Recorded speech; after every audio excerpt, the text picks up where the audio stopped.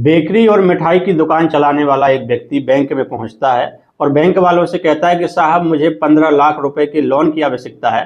मैं अपने कारोबार को, अपने बिजनेस को बड़ा करना चाहता हूं। मुझे 15 लाख रुपए चाहिए हैं, अगर आप दे दें तो आपकी बहुत बड़ी कृपा होगी। बैंक वाले कहते हैं कि ठीक है, आप अपनी फाइल को बैंक में भेजिए, अगर सब कुछ ठीक रहा हम आपके डॉक्यूमेंट्स देखेंगे, सब कुछ ठीक रहा तो आपको लोन मिल जाएगा। वो व्यक्ति अपनी फाइल को बैंक में भेजता है, लेकिन बैंक वाले उसकी फाइल को ये कहते हुए रिजेक्ट कर देते हैं कि आपका सिविल सही नहीं है।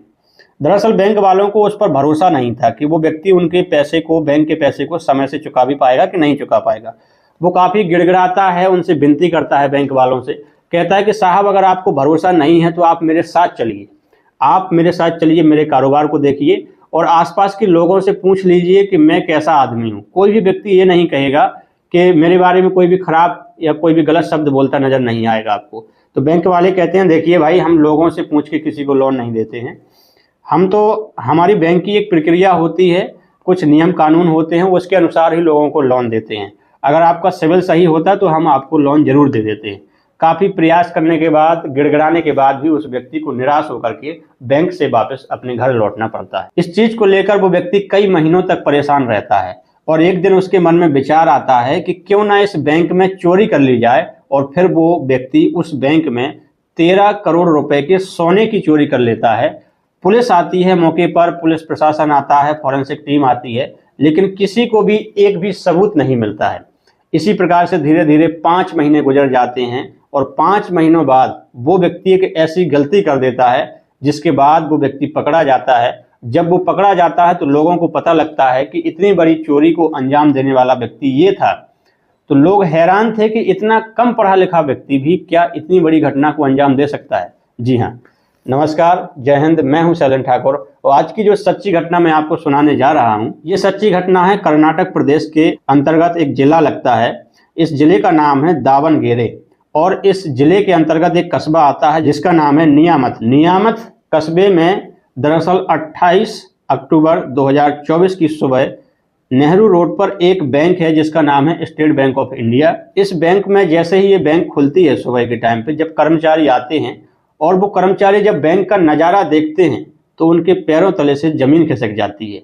जी हाँ, दरअसल बैंक के राइट साइड में एक खिड़की होती है, वो खिड़की टूटी हुई मिलती है और उसके अंदर से घुसे हुए चोर, उसके अंदर से घुसने के बाद वहाँ पर एक लॉकर होता है, लॉकर भी टूटा हुआ मिलता है। लॉकर में लगभग 500 ग्राहकों का सोना था जिसकी मात्रा थी 17 किलो 750 ग्राम और उस टाइम पे उस सोने की कीमत थी लगभग 13 करोड़ रुपए। तो ये सब गायब रहता है और उसके बगल में एक और लॉकर था। ऐसा लग रहा था देखने के बाद कि जैसे चोरों का जो कटर होगा, गैस सिस्टम से काटा होगा, वो देखने में पता लग रहा था। तो उनकी गैस शायद खत्म हो गई हो, इसलिए दूसरा लॉकर वो तोड़ नहीं पाए, काट नहीं पाए। जी हाँ, आनन फानन में तुरंत पुलिस को खबर दी जाती है। एक कर्मचारी होते हैं बैंक के जिनका नाम होता है सुनील कुमार यादव। ये नज़दीकी थाने में, नियामत थाने में फ़ोन करते हैं। पुलिस वाले आते हैं और आने के बाद तहरीर ली जाती है। बीएनएस की धारा 305, 331/3, 331(4) के तहत मुकदमा भी दर्ज कर लिया जाता है। मामले की जांच पड़ताल शुरू हो जाती है। 5 इंस्पेक्टर और 10 सब इंस्पेक्टर की टीम बनाई जाती है। पुलिस वाले जब बैंक में पहुंचते हैं तो बैंक के सीसीटीवी को सबसे पहले देखने की कोशिश करते हैं, लेकिन हैरान तब हो जाते हैं जब वो देखते हैं कि सीसीटीवी का डीवीआर ही गायब था। जी हाँ, इसके बाद डॉग स्क्वाड को बुलाया जाता है, लेकिन डॉग स्क्वाड जैसे ही आते हैं, जब वो डॉग स्क्वाड वाले कुत्ते वहां पर आते हैं और वहां पर सूंघना चालू करते हैं तो कुत्तों का छींक करके बुरा हाल हो जाता है। दरअसल होता क्या है कि जब उन लोगों ने इस चोरी को अंजाम दिया तो चोरी करने के बाद भागने से पहले उन लोगों ने सभी जगह मिर्च का पाउडर डाल दिया था ताकि जो कुत्ते हैं वो सूंघ ना सकें। इसके बाद पुलिस वाले बैंक वालों से पूछते हैं कि आप लोगों के बैंक में सायरन क्यों नहीं बजा, आपके बैंक में सायरन क्यों नहीं बजा जब इतनी बड़ी चोरी को अंजाम दिया गया। तो बैंक वाले बताते हैं कि सायरन पुराना था इसलिए शायद वो नहीं बजा, वो खराब पड़ा हुआ था। पुलिस वाले पूछते हैं कि आपके बैंक में कोई भी यहाँ पर गार्ड क्यों नहीं है, तो बताया जाता है कि गार्ड हम लोग रखते ही नहीं है। तो इन सब चीज़ों को देखते हुए पुलिस वालों को उन बैंक के कर्मचारियों को के ऊपर ही शक होने लगता है और उन सभी को सस्पेक्ट मानते हुए, संदिग्ध मानते हुए उन सभी की बड़े कड़े रूप से पूछताछ शुरू कर देते हैं। बारी बारी से सभी से पूछा जाता है, क्रॉस क्वेश्चन किए जाते हैं, लेकिन पुलिस को कुछ भी हासिल नहीं होता है। इसके बाद पुलिस वाले आसपास के जितने भी मोबाइल नंबर एक्टिव होते हैं, नए से लेकर पुराने तक सारे मोबाइल नंबर, उनकी भी जांच पड़ताल करना शुरू कर देते हैं, लेकिन उनके हाथ कुछ भी नहीं लगता है।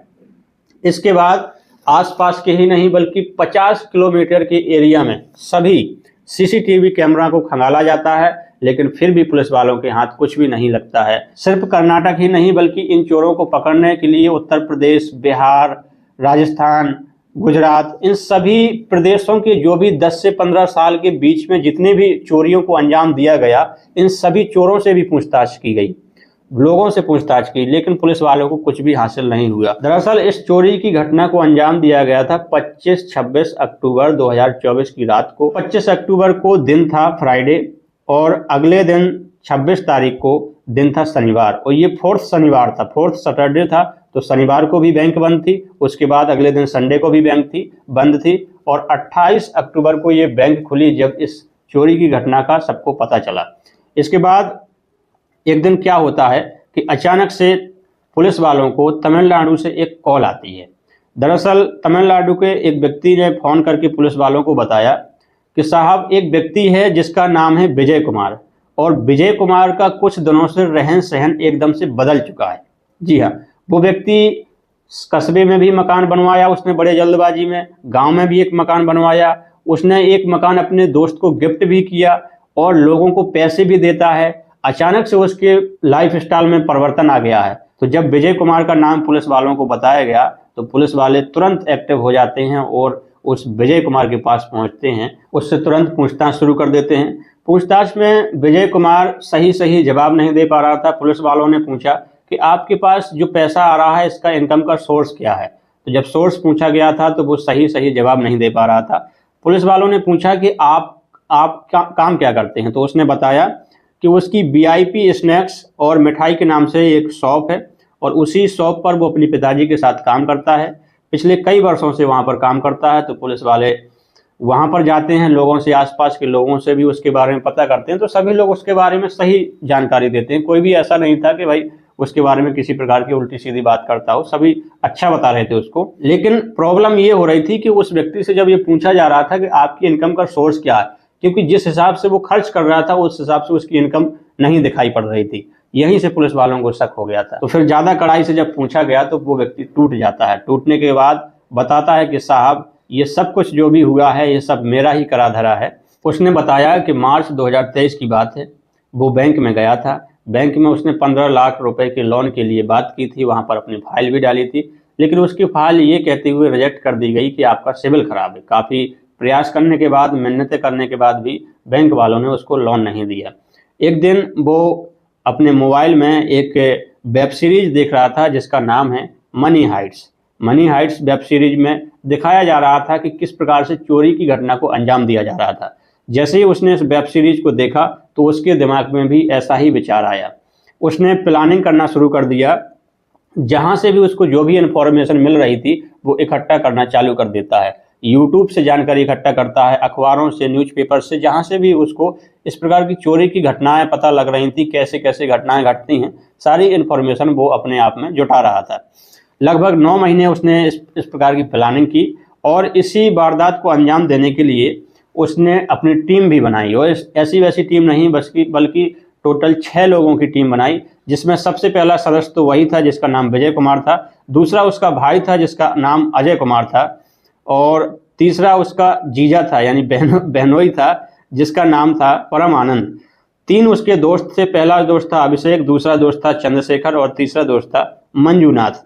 ये 6 लोगों की टीम बनती है और ये 9 महीने तक इस चीज़ को अंजाम देने के लिए, चोरी को अंजाम देने के लिए इस चीज़ की प्रैक्टिस करना शुरू कर देते हैं। ये बैंक के पास जाते हैं, वहाँ पर जो भी मिलता है जैसे मिट्टी, ईंटा, पत्थर, उसको उठा करके लाते हैं और वापस अपने घर की ओर आते हैं। दरअसल वो प्रैक्टिस कर रहे होते हैं, रिहर्सल कर रहे होते हैं कि आखिरकार जब हम लोग वहाँ से वापस आते हैं तो कहीं रास्ते में पुलिस तो नहीं मिलती है, कहीं कोई CCTV कैमरा तो नहीं लगा है, कहीं कोई व्यक्ति की नज़र में तो नहीं आ रहे हैं। इस प्रकार से वो रिहर्सल कर रहे होते हैं। तो आखिरकार फिर उन्होंने एक तारीख डिसाइड की कि इस तारीख को उनको चोरी करना है। ये तारीख थी 25 अक्टूबर 2024। क्योंकि 26 तारीख को शनिवार था, वो भी 4th शनिवार, तो बैंक को बंद रहना था। 27 तारीख को संडे था, तो भी बैंक को बंद रहना था। 2 दिन बैंक को बंद रहना था। 25 को बैंक खुली थी, लेकिन उसके बाद जब टाइम हो जाता बैंक बंद होने का, तो बैंक बंद हो जाती है और रात्रि में उन लोगों ने इस घटना को अंजाम देना था। तो इस घटना को अंजाम देने के लिए इन्होंने कुछ सामान भी खरीदे। साइलेंस हाइड्रोलिक कटर, ये साइलेंट हाइड्रोलिक कटर होता है दोस्तों। इसमें जब कोई चीज़ काटी जाती है तो आवाज़ भी नहीं आती है, इस प्रकार से ये कट जाता है। इसी प्रकार से गैस कटिंग मशीन खरीदी गई, मुखौटे खरीदे गए, काले कपड़े खरीदे गए।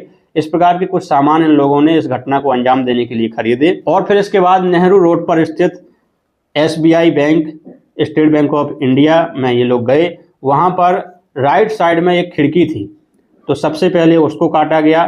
खिड़की को काटने के बाद ये लोग अंदर प्रवेश करते हैं और वहाँ पर एक इनको लॉकर मिलता है। तो सबसे पहले ये उस लॉकर को तोड़ते हैं अपनी मशीनों के द्वारा।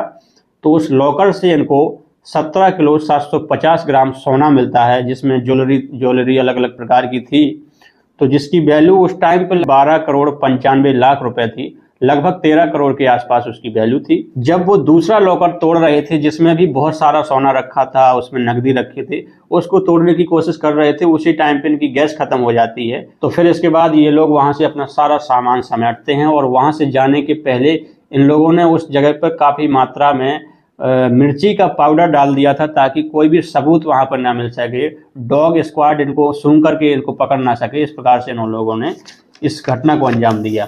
और सबसे खास बात यह है कि इस दौरान जब इनको चोरी की घटना को अंजाम देना था, जो इन लोगों की प्लानिंग चल रही थी, उस दौरान इन लोगों ने आपस में कभी भी बात करने के लिए मोबाइल फ़ोन का इस्तेमाल नहीं किया था।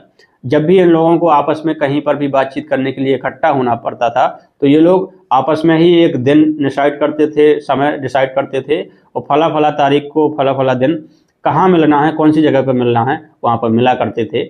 मोबाइल का इस्तेमाल नहीं करते थे। बहुत ही सावधानी से इन लोगों ने इस घटना को अंजाम दिया था। जब इन लोगों ने इस घटना को अंजाम दे दिया, चोरी इन लोगों ने कर ली, तो 15 किलो सोना तमिलनाडु के मंडुरे तमिलनाडु की एक जगह है मंडुरे नाम से, यहाँ पर एक जंगल पड़ता है और जंगल में एक कुआं है। उस कुएं में 15 किलो सोने को डाल देते हैं। ये कहते हुए डालते हैं कि जब इसकी आगे भविष्य में आवश्यकता पड़ेगी तब इसको निकाला जाएगा, अभी तुरंत इसको नहीं खर्च किया जाएगा, क्योंकि अगर ज़्यादा अब हम लोग अभी इसे पैसा खर्च करना शुरू कर देंगे तो लोगों की नज़र में आ जाएंगे, लोगों को समझ में आ जाएगा कि अचानक से इनके पास इतना पैसा कैसे आया।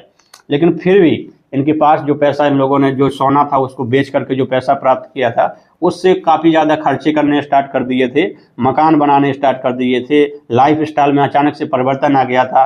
अपने दोस्तों को मकान भी गिफ्ट कर दिया करता था, उनको पैसे भी दे दिया करता था। तो लोगों की नज़र में तो ये वैसे भी आ ही गया था। लोग समझ रहे थे आखिरकार इसके पास पैसा कहाँ से आया। आपस में लोगों की फुसफुसाहट शुरू हो गई थी।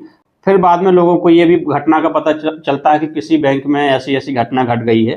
फिर इसी को लेकर के एक व्यक्ति पुलिस वालों को फ़ोन कर देता है कि एक व्यक्ति है जो अचानक से उसकी लाइफ में परिवर्तन देखने को मिल रहा है, लग्जरी लाइफ जी रहा है।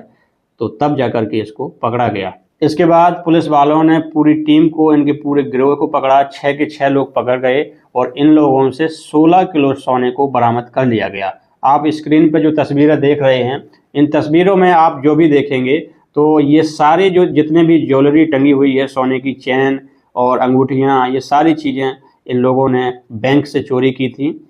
अब देख पा रहे होंगे कि पुलिस लिखा हुआ है तो सोने की अंगूठियों से लिखा हुआ है, यानी कितनी बड़ी मात्रा में सोने की चोरी की गई थी। इस कहानी को सुनाने का उद्देश्य आप सबको परेशान करना, आप सबको विचलित करना बिल्कुल नहीं है, बल्कि आप सबको जागरूक करना है।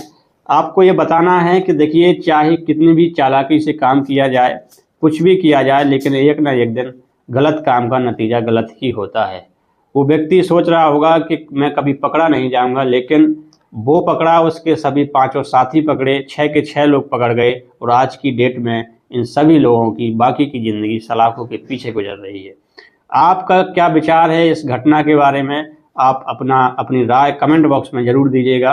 वीडियो पसंद आया हो तो लाइक ज़रूर करिएगा, चैनल पर नए हैं तो सब्सक्राइब जरूर करिएगा।